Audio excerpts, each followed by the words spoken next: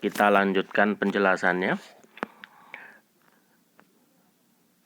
Nah, begitu pula dengan engine. Kalau tubuh kita seperti itu, berarti engine juga sama. Dari 100% campuran udara dan bahan bakar yang masuk atau yang dihisap ke dalam ruang bakar, atau lebih luasnya lagi ke dalam silinder, kemudian dikompresikan nantinya di ruang bakar, kemudian dibakar menjadi tenaga. Nah, dari 100% itu akan keluar menjadi tenaga tidak 100%. Berapa? Nah, kurang lebih sekitar 30%. Sedikit kan? Sangat sedikit. Artinya itu secara teori. Kita bicara secara teori. Jadi 100% campuran udara dan bahan bakar dihisap, kemudian dimasukkan ke dalam silinder, dikompresikan, dibakar. Nah, itu hanya kurang lebih sekitar 30% yang dirubah menjadi tenaga. Nah, itulah makanya hampir seluruh pabrikan kendaraan akan berlomba-lomba. Bagaimana caranya membuat suatu kendaraan yang engine-nya mampu merubah 100% input. Kalau kita bilang seperti ini, kita bicara input, campuran udara dan bahan bakar yang masuk. Bagaimana caranya agar itu menjadi efisien. Nah, kita akan mendapatkan kalimat efisien di sini. Makanya di sini kita bicara efisiensi. Menjadi semaksimal mungkin tenaganya, mendekati 100%. Nah, kalau kita bicara apa saja yang menyebabkan efisiensi itu tidak mendekati 100% atau tidak mungkin 100%, ya jelas kita sedang bicara bahwa engine itu merupakan suatu sistem di sana yang bekerja dengan banyak hal, dengan banyak subkomponen, dengan banyak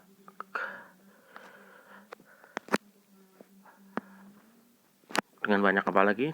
Itu dengan banyak variabel lah untuk menghasilkan tenaga. Tentunya kita bicara, saya perbesar ini, perhatikan dengan baik. Nah, ada kerugian panas di sana karena adanya sistem pendinginan. Berarti campuran udara dan bahan bakar 100% itu kan nanti dibakar kan pasti sebelum menghasilkan tenaga akan menjadi panas. Nah, itu akan terbuang melalui sistem pendinginan kurang lebih sebesar 30%. Loh, kenapa kalau terbuang 30%, kenapa kita tidak usah, berarti engine itu tidak usah pakai sistem pendinginan saja. Tidak usah pakai radiator dan teman-temannya. Oke, itu pertanyaan yang masuk akal. Tapi kita perhatikan lagi. Saat engine bekerja, kalau tidak ada sistem pendinginan yang melingkupinya, atau tidak ada sistem pendinginan yang mendinginkan, bahasanya mendinginkan lah, biar kita mudah saja. Untuk lain-lainnya akan kita bahas nanti ketika sistem pendinginan. Mendinginkan atau main adem engine karena itu panas. Apa yang terjadi dengan engine itu? Ya kepanasan, atau bahasa otomotifnya itu overheating. Jadi ya, apakah sistem pendinginan bisa dihilangkan dari engine oleh suatu pabrikan kendaraan untuk meningkatkan daya atau efisiensi agar mendekati 100%? Jawabannya tentu tidak. Sistem pendinginan tidak bisa dipisahkan, walaupun itu akan mengurangi efisiensi engine itu sendiri.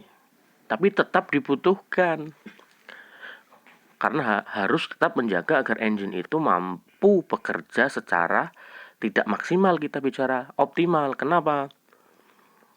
Ya karena engine itu tidak cepat rusak. Bisa saja tanpa sistem pendinginan engine itu misal menjadikan efisiensi engine itu sendiri mendekati 100%.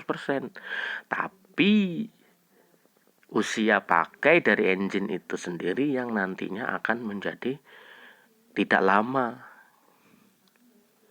Ya bisa dicobalah ketika Anda mempunyai motor atau mobil, silahkan sistem pendinginannya tidak usah difungsikan. Tidak usah menunggu lama sampai 24 jam lah ketika mobil atau motor itu dioperasikan. Pasti akan overheating. Begitu ya. Tentunya lagi juga dengan kerugian gas buang, panas dan tekanan. Ini jelas sekali bahwa gas buang itu selain membuang sisa-sisa gas buang, di sana juga pasti panasnya ikut keluar. Hilang lagi tenaganya. Berapa persen? 30%. Tekanan, jelas tekanan. Ketika campuran udara dan bahan bakar masih di dalam silinder saja, itu jelas sebelum dibakar itu sudah jelas. Prinsipnya adalah yang tadinya tekanannya rendah, kemudian dikompresikan menjadi tekanan tinggi, dibakar, bisa mendorong piston menghasilkan tenaga. Nah, yang keluar dari knalpot sendiri pun, atau muffler ya, kalau kita bicara kerennya itu muffler, itu pun juga akan ada tekanannya selain panas itu tadi. 30% hilang lagi. Gesekan dan radiasi. Nah, ini jelas lagi. Di dalam engine itu sendiri, apakah tidak ada gesekan? Ya jelas ada pasti ketika komponen-komponennya naik turun, berputar, bergerak. Di sana akan ada gesekan, walaupun sudah diminimalisir oleh adanya sistem pelumasan. Hilang lagi tenaganya, kurang lebih 10%. Itulah yang menyebabkan kenapa 100% campuran udara dan bahan bakar tidak keseluruhannya dapat menghasilkan atau menjadi tenaga sebesar 100% juga. Ya karena faktor-faktor itu tadi, itu yang perlu Anda pahami.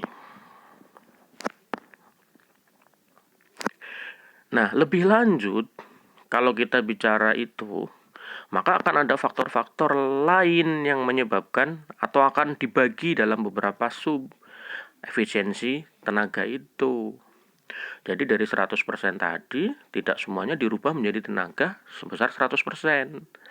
Nah, faktor-faktor yang mempengaruhinya atau yang kita bahas tadi, itu kita spesifikkan menjadi 3 jenis secara garis besar atau secara umum, yaitu ada efisiensi panas, ada efisiensi volumetrik, dan kemudian ada efisiensi mekanis. Efisiensi panas ya yang kita bicarakan tadi, bahwa kerugian panas, bagaimana engine itu dapat memaksimalkan atau mengoptimalkan panas yang dihasilkan. Semakin besar yang dihasilkan dan semakin sedikit yang dibuang panasnya, berarti tenaga yang dihasilkan engine itu akan semakin besar. Terus kemudian efisiensi volumetrik. Efisiensi volumetrik berarti pengertiannya bisa Anda baca pada slide ini. Nah, kemudian normalnya 85%. Artinya berarti bisa dimaksimalkan mendekati 85% yang dimasukkan ke dalam engine. Terus di sini ada juga efisiensi mekanis. Efisiensi mekanis itu tadi yang kita bicarakan terkait dengan gesekan. Kemudian ya gesekan itu tadi yang menyebabkan komponen-komponen engine itu bergerak di dalam engine, kemudian keluarnya menghasilkan gerakan yang lebih maksimal untuk efisiensi kendaraan. Oke, kita bahas tentang efisiensi volumetris saja di sini untuk kita spesifikkan. Nanti untuk yang panas dan mekanis mungkin akan kita bahas lebih lanjut. Nah, efisiensi volumetrik itu sendiri kenapa menjadi hal yang paling penting sebetulnya dalam hal efisiensi tenaga ini? Karena ini terkait dengan campuran udara dan bahan bakar yang masuk atau yang dapat dihisap oleh engine ke dalam silinder. Dari 100% campuran udara dan bahan bakar yang masuk ke dalam silinder,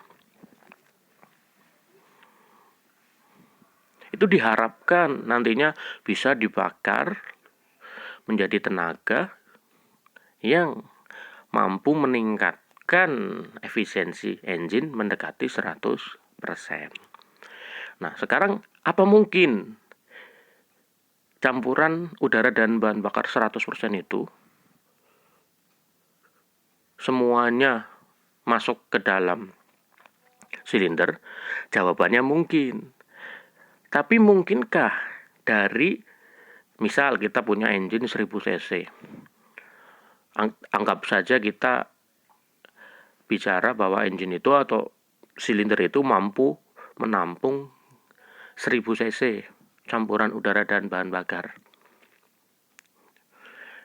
yang dihisap. Kan begitu. Karena anggap saja kita punya wadah 1000 cc, kalau kita kasih air, ya harapannya 1000 cc air itu masuk semua ke dalam wadah itu. Nah, apakah engine seperti itu? Tidak. Engine tidak seperti itu. Jadi engine 1000 cc ya tidak dapat memasukkan atau tidak dapat dimasuki campuran udara dan bahan bakar sebanyak 1000 cc. Kenapa? Karena kita tidak sedang menuang suatu campuran udara dan bahan bakar, tapi engine itu menghisap. Siapa yang menghisap? Piston. Lah, lamanya piston menghisap itu campuran udara dan bahan bakar juga tidak sampai menunggu 1000 cc, artinya ada waktunya. Nanti kita bahas lebih lanjut. Yang jelas intinya tidak mungkin itu 1000 cc semuanya dimasuki campuran udara dan bahan bakar juga sebanyak 1000 cc. Nah, secara teori itu efisiensi volumetrik normal suatu motor bensin itu adalah 85%. Artinya bisa dimaksimalkan mendekati 85%. Biar apa tujuannya? Ya biar campuran udara dan bahan bakar itu kalau semakin banyak yang bisa masuk ke dalam silinder, kemudian dibakar menjadi tenaga, ya diharapkan tenaganya akan bisa menjadi mendekati maksimalnya yaitu 100%. Itulah efisiensi volumetrik. Ada banyak cara yang dapat ditingkatkan sebetulnya untuk meningkatkan efisiensi volumetrik suatu kendaraan. Ya, bisa Anda baca di sini ada poin 1, poin 2 dan poin 3 di situ. Ada katup hisap dibuat lebih besar dari katup buang, memperbesar pipa saluran masuk, dibuat 4 buah katup pada tiap silinder. Ada juga dengan menambahkan turbocharger. Nah, itu dilakukan oleh siapa? Oleh pabrikan kendaraan, bukan oleh kita sebetulnya. Kenapa? Kalau kita kan hanya tinggal pakai. Artinya kita tinggal menggunakan kendaraan, kemudian merawat agar engine itu tetap bisa bekerja dengan optimal. Nah, sebetulnya itu ranahnya pabrikan kendaraan. Kenapa?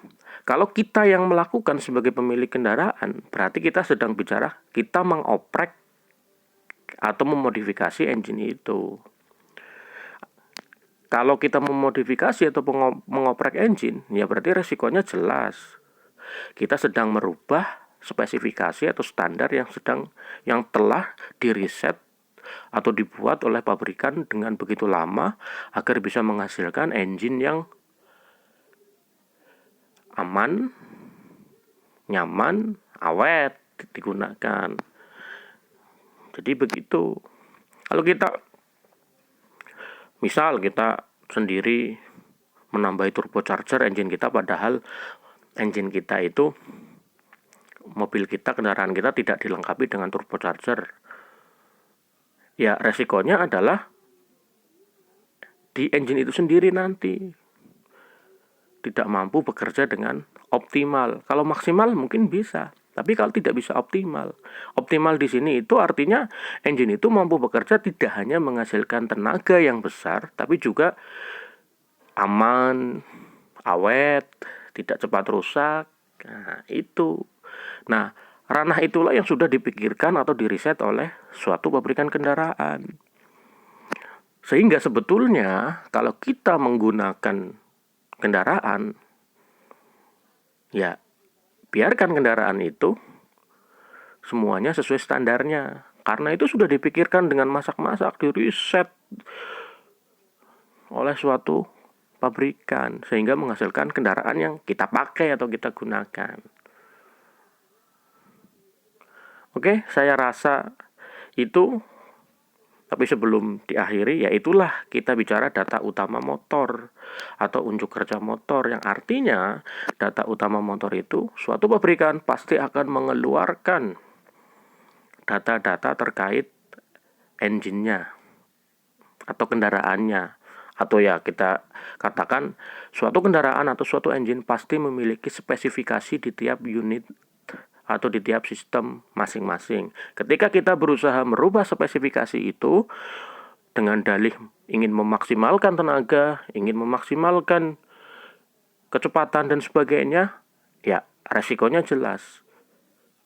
Engine atau lebih luas lagi kendaraan yang kita pakai akan dapat maksimal bekerjanya, tapi tidak mampu optimal, tidak mampu bekerja secara aman, nyaman, awet, dan mudah kita kendarai. Oke, itu saja. Kita lanjutkan besok lagi. Terima kasih.